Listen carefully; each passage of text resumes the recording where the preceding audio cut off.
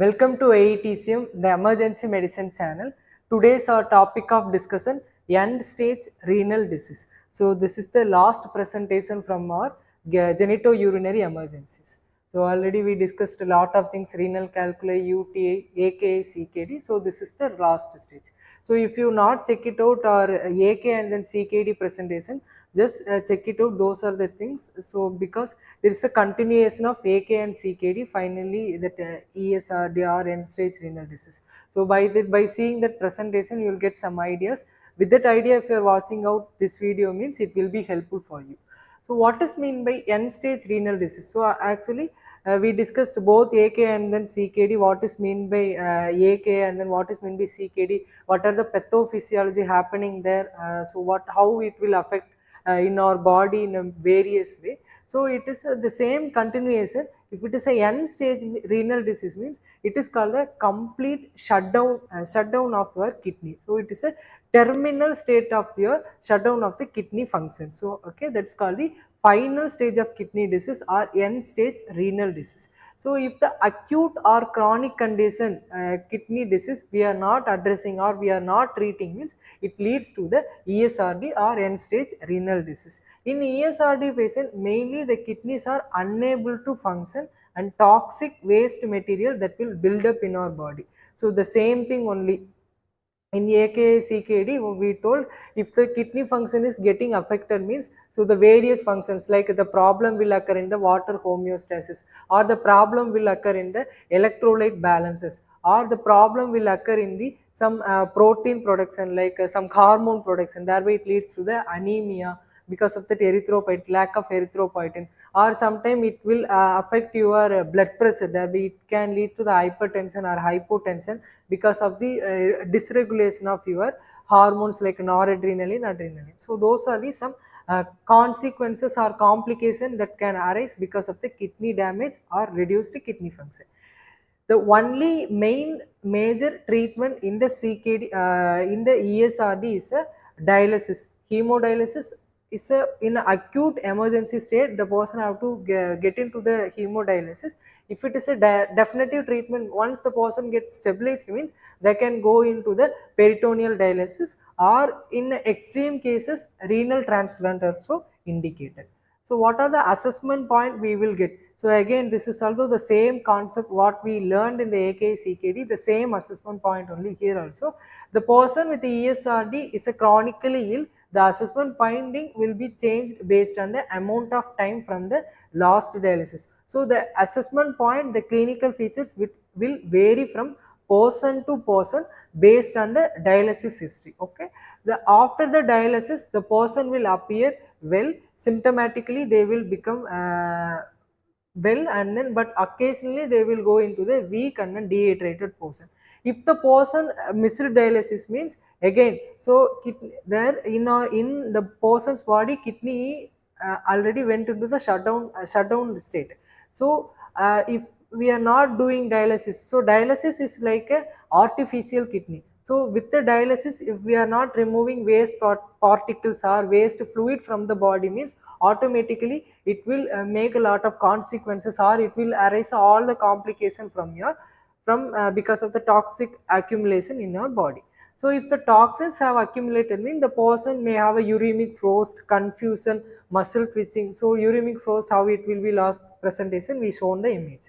Most patients with the ESRD will have some of the coagulopathy issue also. So again, if we are going to perform a cannulation, try to attempt in a single attempt. So if you want to take any sample, means try to avoid the arterial puncture, or repeat puncture of the vessel should be avoided. So they will present with a bruising. Some we won't.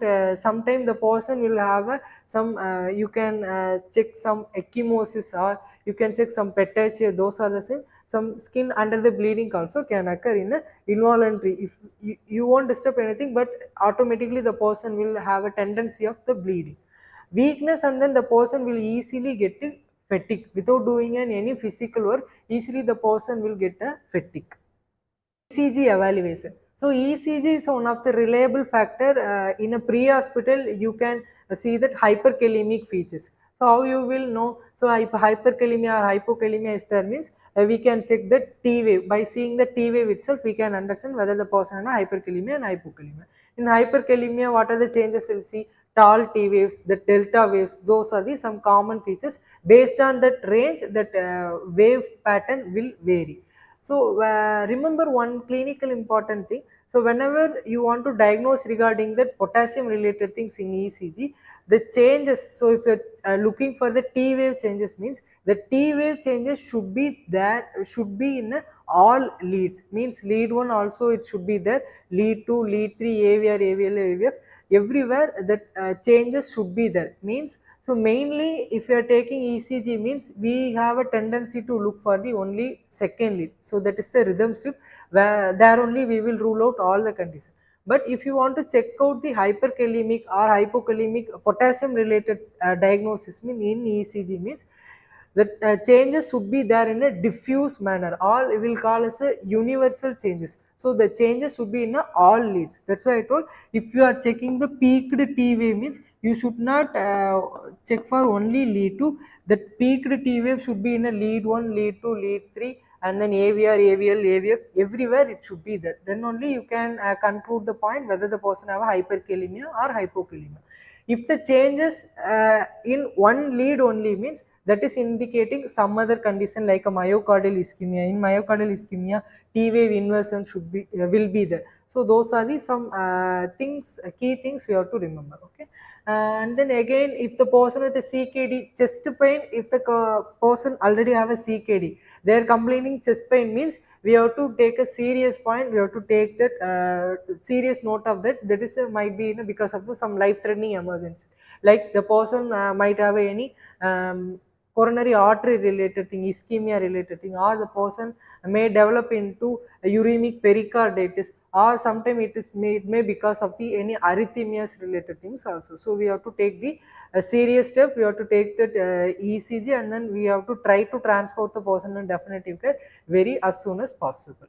So and then ESRD, they are more prone to the infection. This is also we explained in the already CKD part. They are more prone to infection. So whenever you are taking some of the invasive procedure, it should be in a strict aseptic precaution. And then again, the person ESRD has been untreated for some time, significant confusion, seizure, even they can develop into the coma also because of the hepatic encephalopathy.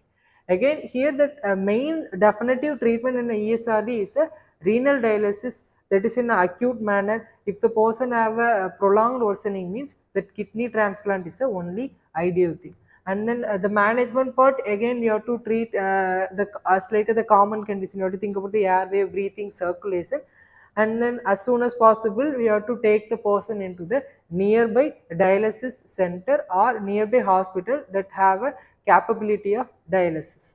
Okay. And then if the person appear to be volume overload means if you are seeing any pulmonary edema, crackles related things, or if you are seeing any anasarca, generalized pitting edema is there means, then you can go with an, if the kidney is still producing small amount of urine means, you can think about the some loop diuretic things also we can think.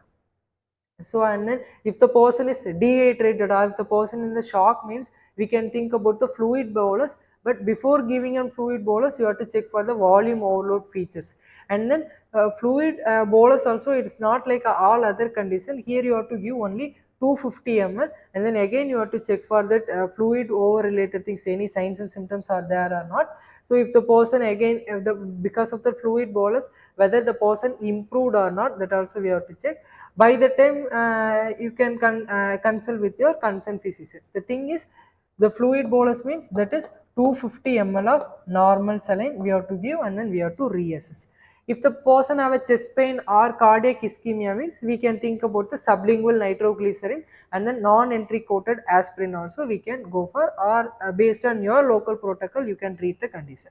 If the person have a missed dialysis means, again we can be alert for the hyperkalemia. So hyperkalemia, so we can treat with an GI bolus. GI bolus in the sense that is nothing but we are taking 100 ml of 25% dextrose, 100 ml of 25% dextrose, and then we will add in this 8 units of human atropine. There is a short acting insulin, 8 units of human atropine, and then we will administer this one over 10 minutes or over 5 minutes. We will administer into the person. Okay, that is this preparation is called GI bolus. So followed by this GI bolus, we have to give the person 5% dextrose 100 ml per hour. We have to administer. Okay, this is called the GI bolus way to tackle over the hyperkalemia management. And then anytime the person with the ESRD is found in cardiac arrest, strongly consider hyperkalemia as the cause. So renal dialysis. So again, renal dialysis here in this, we are going to give some short note regarding the renal dialysis. Anyway, in some other presentation, we will discuss in the future. We will discuss what are the renal replacement therapy that will take care in the future. But here, continuation of ESRD will get some small note of renal dialysis. First one, renal dialysis is nothing but it is a artificial kidney. So whatever the kidney is doing in our body, that we are going to carry out in the some machine or some other in other way, that is called the peritoneal dialysis or hemodialysis, that is called the artificial kidney. So it will filter out all the toxic materials, it will take out your over fluid and then removing the excess fluid, it will restore our normal balance of the kidney. So that is why, so whatever the kidney is doing inside the body, this is taken outside the body, it's called the artificial kidney.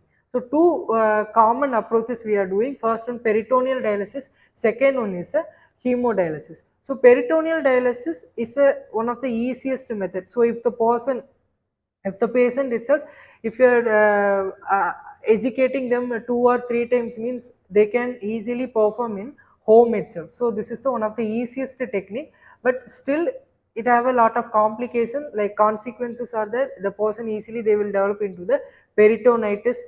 Those are the some, if you are using some automated machine, means because of that machine malfunction, the problem can arise. Okay, so here we have two images, right? This first image called the CAPT. CAPT is called continuous ambulatory peritoneal dialysis. Okay, CAPT, continuous ambulatory peritoneal dialysis, means that in that image you can see C connected some bag to the peritoneal area. So usually in definitive care we will place some catheter, some lumens over the peritoneal region. Okay, thereby they will connect that dialysis fluid through in that lumen. That fluid, the dialysis fluid, that will inject into the body over the 30 to 40 minutes. It will take a 30 to 40 minutes to inject the whole infusion. So after that the person have to wait 1 to 2 hours and then they will take back the fluid. Okay, so whatever the fluid we injected priorly, we have to take back the fluid in another bag. So this is called the continuous ambulatory peritoneal dialysis. So this procedure, this is the one session. Like this, they have to take at least 3 to 4 sessions in a day. Okay, at least 3 to 4 sessions in a day they have to take. So this is called the continuous ambulatory peritoneal dialysis. Second procedure is called that second you are seeing something like, so that is called the APT, means automated peritoneal dialysis. Okay, automated peritoneal dialysis. So automated means that is what the machine is doing. So we don't want to do anything, the machine itself will take care everything. So you have to set only the timing interval and then how much amount of fluid. So those are the some settings are there, that only we have to set, and then that machine itself they will that will take over, that will calculate everything, and then that will do the injection of inject the fluid, it will take out the fluid, all the things that will taken by the machine itself. That is called the automated peritoneal dialysis. Mainly this automated peritoneal dialysis, it will take around 8 hours. It's a common time interval they will set. During the night time, sleep time, they will go for this automated peritoneal dialysis. Okay, this is called the CAPT, continuous ambulatory peritoneal dialysis, and then automated peritoneal dialysis.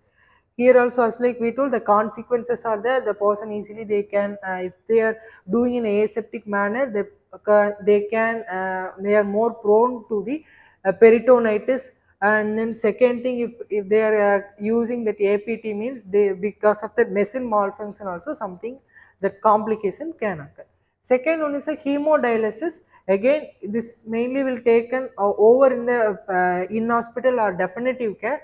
Here, if you want to do the peritoneal dialysis, we need a vascular access. So vascular access, whether we will do the veno-arterial fistula. So the first image you can see, that is the fistula. We will connect the abnormally, we will connect the artery and then vein. So fistula means abnormal connection between the two organs or two vessels. That is called a fistula, right? Here, for the purpose of the procedure, we are connecting the artery and then veins. Second thing, or else we will go with some shunt. So atriovenous shunt. Shunt means we will place some thin tube or thin catheter between the artery and then veins. That is called the AV shunt.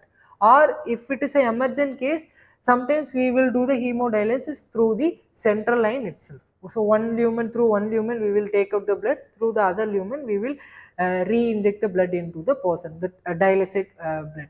So what are the complications that can arise because of the dialysis means, sometimes accidental disconnection from the machine. So in that time, if we are not noticing means, the person may develop into the hemorrhagic shock. So the large amount of blood that can spill out, and then thereby the person may get into the hemorrhagic shock.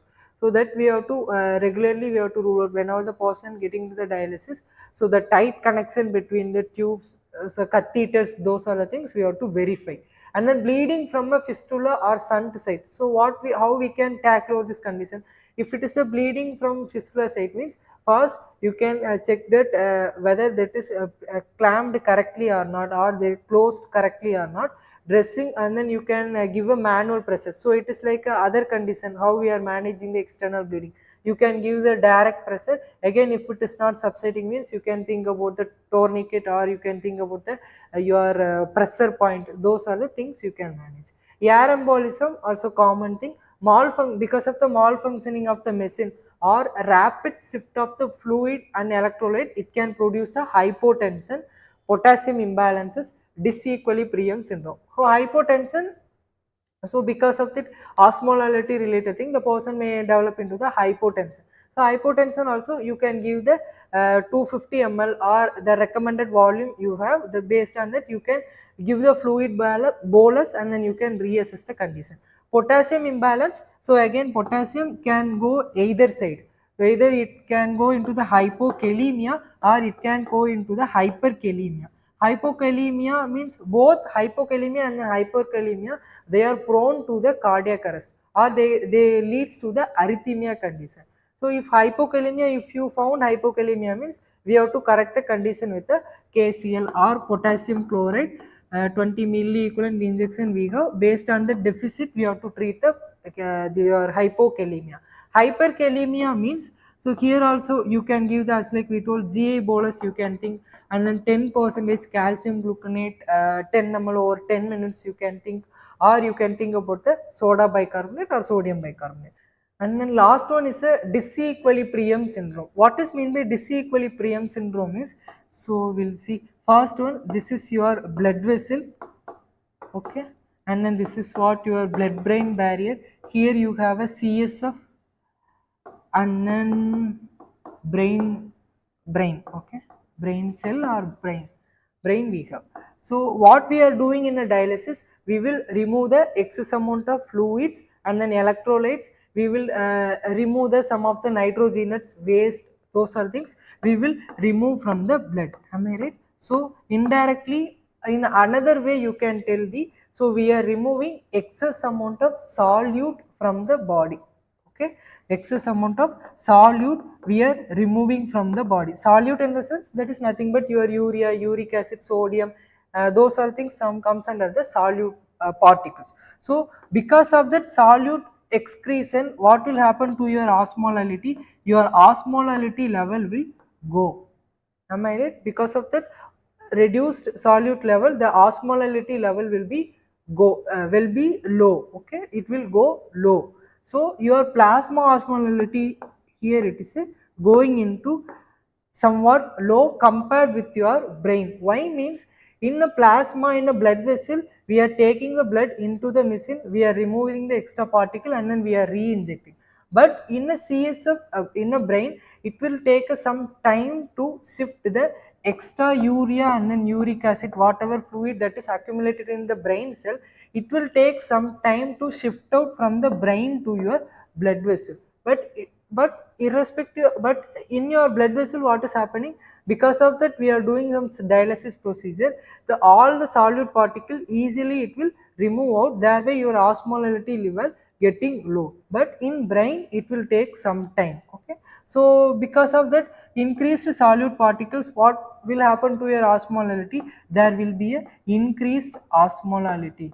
So if it is increased osmolality, what will happen? It will draw out or it will absorb the more amount of fluid inside that towards that increased osmolality means. So here if it is having an increased osmolality means it will absorb or it will attract the more amount of fluid inside that brain cell. Thereby the whatever the fluid that is present inside the blood vessel, that will attract into the your brain side or into the intracranial side, into the brain cell side. Thereby what will happen? Your intracranial pressure will increase. Okay, this is the concept behind the disequilibrium syndrome. Disequilibrium syndrome is a some set of the neurological symptoms or signs that will arise because of the increased intracranial pressure or because of the brain edema. So this is the concept. Concept is, in a blood vessel there will be a reduced osmolality because we are removing the large amount of solute particles, but in a brain still there will be a higher level of solute. Because of that it leads to the increased osmolality. Whenever the osmolality is in a higher side, it will attract the more amount of fluid. Thereby whatever that fluid present in the blood vessel, that get enter into the brain cell, thereby it leads to the brain edema, thereby it leads to the increased ICP, and then it will show the all the signs and symptoms like a headache, those are the things. And then what are the common medical emergencies that is present in the dialysis patient? First one, problem related to the dialysis itself. So the hypotension, the same thing, 50 ml here they were given, but based on your protocol either 250 ml or 100 ml we have to administer, and then we have to reassess the person. If the hemorrhage happen means, so we have to check whether correctly clamped or not. If it is not, we have to correctly clamp. Again, if the bleeding still, if it is persisting means, you have to give the manual pressure. Again, still also if not stopping means, then you have to think about the tourniquet and then other pressure point. Potassium imbalance, so we told hypokalemia, hyperkalemia. Disequilibrium, we have to provide the supportive treatment. Air embolism means you have to position the person in the left lateral position, give him a 10% or 10 degree of head tilt, head down position, head down position. Machine dysfunction means we have to turn off the machine, we have to disconnect from the we have to disconnect the patient from the machine, and then we have to clamp it. If it is possible, we can change the machine. So problems to which dialysis patient more prone or more vulnerable.